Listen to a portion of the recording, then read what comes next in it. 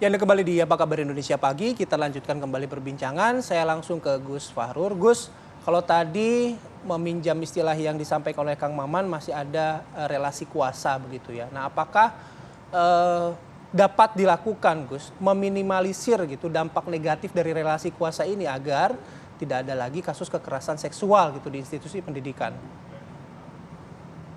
Saya sepakat itu, bahwasanya banyak kasus karena demikian. Seperti yang sekarang terjadi di Batu, yang kemarin didatangi oleh Komnas Perlindungan Anak. Itu juga terjadi di sekolah yang gratis. Di Batu yang kebetulan itu bukan pesantren. Tapi anehnya pelaku tidak ditahan walaupun sudah masuk proses penuntutan misalnya. Itu saya lihat juga sama, persis. Bahwa di situ sekolah itu gratis, mereka membuat kuasa dia, kemampuan dia untuk menekan kepada muridnya. Dan itu tidak terjadi di pesantren, tapi di sekolah Batu, di Kota Malang, tetangga saya, yang kemarin sampai Ketua Komnas PA, Pak Anies Merdeka, marah gitu. Karena ternyata pelakunya tidak ditangkap sampai saat ini, padahal sudah 20 kali proses persidangan. Oke, nah tadi kalau bicara soal relasi kuasa, satu lagi begitu, itu kan concern juga ya, Gus. Tapi bagaimana Gus Fahrur melihatnya ini? Artinya agar relasi kuasa yang tadi disebutkan itu memang dapat diminimalisir lah dampak negatifnya gitu. Bahwa si siswa juga mengetahui apa saja haknya dan kewajibannya dirinya. Ya, kalau dalam kami Pak ya, kalau dalam agama Islam sebetulnya itu ada langsung perintah dari Rasul mengatakan la ta'ata li makhlukin ala maksiatil khaliq. Tidak boleh taat pada manusia untuk berbuat durhaka. Artinya itu kiai, itu wali, itu anak kiai, jangan mau. Jangan pernah mau, itu tidak boleh ditaati. Walaupun dia orang yang sangat Anda hormati. Ini langsung dikatakan oleh Nabi, Pak. Nabi mengatakan tidak boleh taat dalam urusan maksiat, ya. Jadi kita sebetulnya ini dalam bagian dari ajaran kita. Sudah ada itu dalam ajaran Islam. Tidak boleh taat pada pemimpin atau pada siapapun dalam urusan maksiat. Artinya sebetulnya di pesantren itu sudah diajarkan itu untuk melawan. Kalau ada dilakukan itu oleh pimpinan Anda harus melawan. Tampar, lempar sepatu, jangan diam, ya. Saya mengajarkan begitu, jangan diam. Kalau ada siapa macam-macam, lempar sepatumu. Hah? Kita harus melawan. Makanya saya pikir ini harus diajarkan pada semua orang. Dia harus membela dirinya, kehormatannya, ya. Dan membela kehormatan itu hukumnya syahid. Seandainya orang itu mati mempertahankan kehormatannya, dia mati syahid. Jadi wajib kita untuk mempertahankan kehormatan ini. Jadi pelecehan itu harus dilawan. Makanya harus kita katakan pada murid-murid, pada santri, siapapun melecehkan kamu, tampar dengan sepatumu. Ya, kita tidak akan membiarkan pelecehan itu terjadi dimanapun. Oke. Ya. Nah, satu lagi Gus, tapi apakah sampai sejauh ini mungkin kalau Gus Fahrur kan sudah memahami dan sudah diaplikasikan ya begitu. Nah, untuk memahami kata-kata soal pelecehan begitu gitu, soal pendidikan seksual, kemudian saluran untuk saluran untuk melaporkan. Nah, itu seharusnya diaplikasikannya seperti apa? Kalau Gus Fahrur kan tadi menyebutkan bahwa pesantren untuk yang laki-laki dan yang perempuan kan dipisah begitu. Nah, ada lagi nggak Gus cara-cara yang mungkin akhirnya bisa meminimalisir lah setidaknya tindakan kekerasan seksual?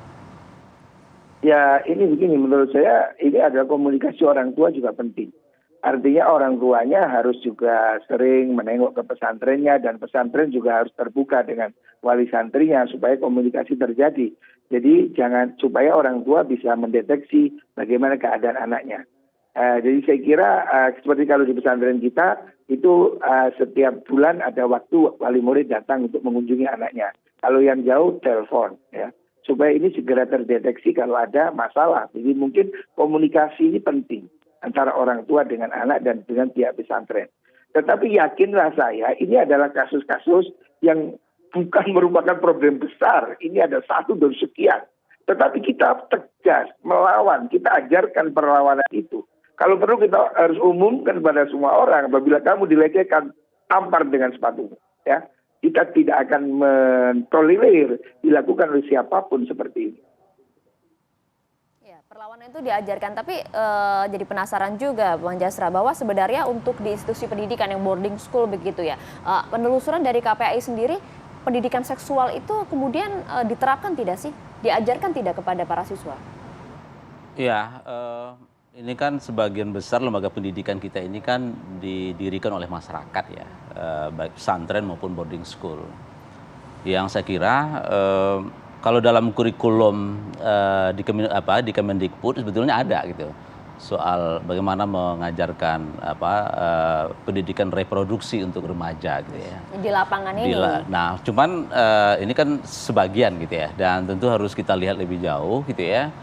Dan kita sebetulnya sudah ada kebijakan yang disebut dengan pesantren ramah anak. Nah, di mana di pesantren ramah anak ini adalah indikatornya diantaranya ada komitmen yang kuat oleh lembaga untuk terkait perlindungan anak. Kemudian yang kedua ada pusat pelaporan yang terlatih gitu ya jika ada kekerasan di satuan pendidikan itu. Kemudian gurunya juga dilatih gitu ya, dan termasuk juga kurikulumnya, sarana dan prasarana dan seterusnya. Nah, saya kira kalau kebijakan ini bisa diterapkan di pesantren, kita bisa melakukan upaya-upaya pencegahan. Nah, lalu yang kedua, tentu saya setuju memang komunikasi harus dibuka gitu ya. Karena bicara perlindungan anak ini semua pihak harus terlibat gitu ya. Dan dalam situasi sekarang ini tentu melalui media-media teknologi yang tersedia, tentu diharapkan orang tua juga bisa berkomunikasi dengan peserta didik atau anaknya di pesantren tersebut ya. Begitu, Mbak. Oke. Saya ke Kang Maman. Kang Maman, kalau Anda menyebutkan tadi soal yang pertama relasi kuasa begitu ya. Meminimalisir gitu ruang gerak si pelaku ini atau oknum-oknum ini setidaknya tidak lagi melakukan kekerasan seksual, atau ketika ada niat pun dirinya sudah terbentur pada batasan-batasan tertentu. Nah, batasan-batasan ini yang ideal yang seperti apa, Kang Maman? Ada dua hal. Yang pertama, waskat pengawasan melekat itu harus dilakukan. Saya setuju anak-anak saya, anak-anak pesantren dan boarding school, laki-laki perempuan dipisahkan. Tapi kita juga harus sadar seperti di Banyuwangi misalnya. Dari 6 korban, 5 perempuan, 1 laki. Di Mojokerto 3 santri dicabuli misalnya. 3 santri laki-laki dicabuli. Jadi pemisahan laki dan perempuan bagus, tetapi kemudian pengawasan melekatnya tetap harus dilakukan karena itu bukan jaminan kemudian tidak terjadi kekerasan seksual. Yang kedua, saya setuju dengan Gus Farul dan Mas Jafra tadi, pesantren yang terbuka, lembaga pendidikan yang terbuka tidak boleh tertutup, apalagi menyembunyikan kasus-kasus seperti ini. Karena disinilah sebenarnya lahan subur para pelaku merasa aman karena tersembunyi, ditutupi karena daripada nanti malu lalu kita nggak usah ungkapkan. Ini tidak boleh lagi terjadi. Sebutan kota ramah anak, sekolah ramah anak, pesantren ramah anak, jangan cuma jadi jargon.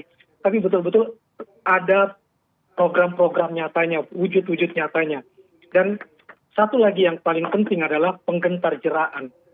Saya setuju, walaupun saya rada pro kontra dengan hukuman mati, tapi saya setuju apa yang dilakukan pengadilan tinggi di Bandung misalnya yang memberikan hukuman mati kepada Heri, yang telah melakukan kekerasan seksual pada 13 santrinya, 9 diantaranya sudah hamil dan melahirkan. Karena ada hukuman seberat itu, pasti akan menggentar jerakan siapapun yang akan punya niat untuk menjadi pelaku. Dan ini harus terus kita gaungkan. Jangan kemudian karena alasan-alasan tertentu lalu hukuman minimal yang diberikan. Pelaku tidak akan gentar, tidak akan jerah untuk hal-hal tersebut. Tidak betul-betul harus ada tindakan nyata untuk melakukan penggentar jeraan. Contoh-contoh seperti yang dilakukan terhadap pengasuh di Ponpes Cibiru itu harus lebih sering dilakukan. Kang Maman, dari segi aturan kan sebenarnya sudah ada, tadi Gus juga sudah jelaskan panjang lebar, KPAI juga dari segi hukuman berat juga sebenarnya juga sudah diterapkan. Tapi apakah kemudian mengapa kasus ini masih terjadi? Kang Maman melihatnya apakah ada indikasi-indikasi pembiaran begitu dari pihak sekolah, Kang? Tapi jangan dijawab dulu ya, Kang, kita tahan dulu usai jeda sesaat lagi.